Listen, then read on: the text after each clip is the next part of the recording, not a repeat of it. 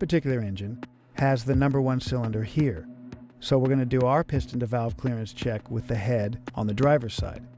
While we're here, let's check that the pistons aren't sticking up above the deck. You can verify that by slipping a feeler gauge up under the straight edge. You should also clean the entire surface of both decks. The head gaskets will be installed next, and they shouldn't get any dirt or oil on them. Also, clean the deck surfaces of both your cylinder heads. Now get some modeling clay and make 2 balls that are about an inch in diameter. Stick them to the piston in the upper valve reliefs that are cut into the top of the piston. Squirt a little oil on the top of them so that the valves don't stick when they make an impression in the clay. Wipe up any oil drips because you're going to put on the head gasket right now and you don't want any of that oil to get on the gasket. Have a look at your gasket set and pay close attention to any labels that might be on one of the sides of the head gasket. If the gasket has a front or this side up label, you need to follow those directions as you place the gasket. For this check, no matter what type of head gaskets you have, they'll just go on dry, no sealer. Now lay the head in place and install a few bolts in the number 1 cylinder area and tighten them with a wrench.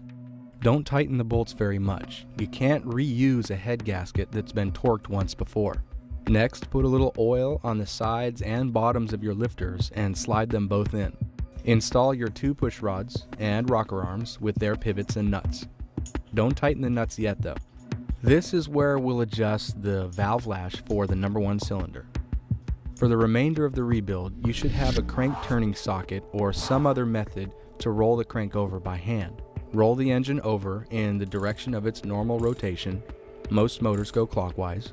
Now let's identify which valve is which. Take a look at the number 1 piston area of the cylinder head. The exhaust valve will be closest in line with the exhaust port, and the intake valve will line up with the intake port. As you rotate the engine by hand, watch the intake lifter or push rod, and when it comes all the way up and back down again, give the crank another quarter turn and stop. Now the piston is on the compression stroke, and both of the lifters will be down all the way while the valves are in their closed positions. For the piston to valve clearance check, we only need to tighten the rockers to the point of 0 lash. Put your wrench on the intake rocker nut and start tightening. You want to spin the push rod in your fingers as you're tightening the nut. You need to feel the precise moment when the push rod tightens up and stops spinning easily between your fingers. Sometimes it's really hard to determine the exact point. Back off the nut a few times and retry it if you need to. When you feel that point where the push rod tightens up even so slightly, you'll be at 0 lash, which means that all the slack has been taken out of the valve train. Now that the intake's set, you can adjust the exhaust rocker. When they're both set, it'll be time to do the clearance check. Rotate the crank until you see the exhaust and intake valves open and close 2 times each. Exhaust first, then the intake twice. Now take apart the valve train. Pull off everything you just put on, the rockers, push rods, and the head bolts. Don't forget to pull out the pair of lifters, especially if you use solid lifters that won't be in your final assembly. When you pull the head and the gasket, you'll see the 2 balls of clay have valve imprints pressed in them. Cut each piece of clay and remove half. Measure the distance from the piston to the top of the clay where the valve made the imprint with a ruler or the depth end of a dial caliper.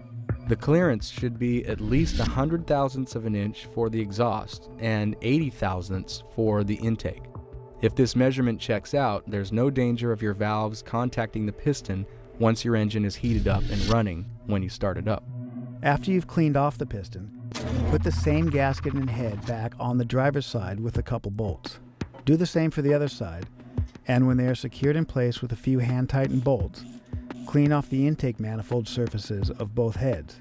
Go to your gasket set and get the new intake manifold gaskets. Be sure to check them for indications on which way to install them. To hold the intake gaskets in place, lay them on the head and line up the holes in the gasket with the threaded holes in the head. Then tape them in place so they don't slide down. Carefully lay the intake manifold in place on the gaskets and thread some bolts into all 4 corners. We need to make this check because the decks of the block were cut level and the bolt holes of the manifold may not line up. If they don't, the bolt holes in the manifold will have to be filed or drilled out a little bit larger so that the manifold bolts will be able to slip into their threads in the cylinder head. Now that the manifold is in, we're going to slip in the distributor. First, take a look at the drive rod for the oil pump. Occasionally, when the motor is rotated upside down, the oil pump drive rod won't seat right. Just spin it by hand until it drops into place. Now the distributor can go in. If it doesn't drop flush with the manifold or the block surface, we're going to have to look at where the distributor gear meets the oil pump drive rod. The gear in the camshaft drives the gear on the distributor and makes it spin. The oil pump rod interlocks with the bottom of the distributor, which in turn drives the oil pump. If the distributor won't drop down, it's because the slot in the distributor isn't lining up with the oil pump rod.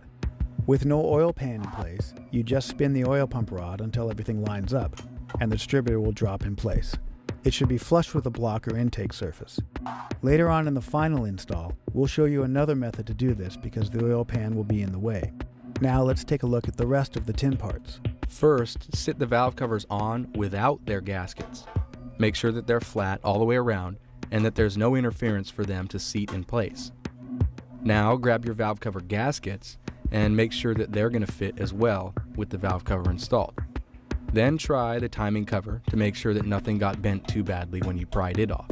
Considering that we already checked the oil pan, that should take care of the fit of all the covers for the engine.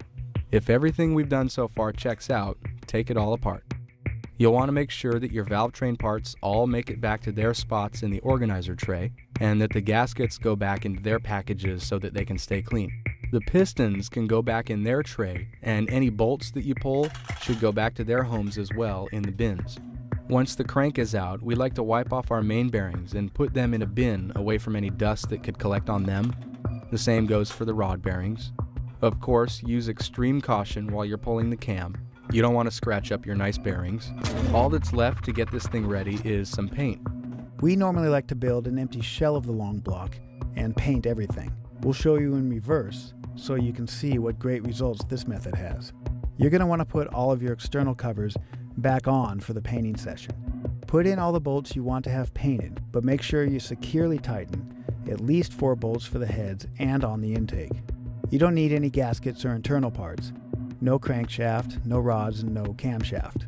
Your tin parts will pretty much mask off all the big openings. For all the other holes, use some masking tape and cut around the edges with a razor blade. When all the masking is done, you should wipe all the surfaces to be painted with lacquer thinner to prep the surface and remove any grease or residue.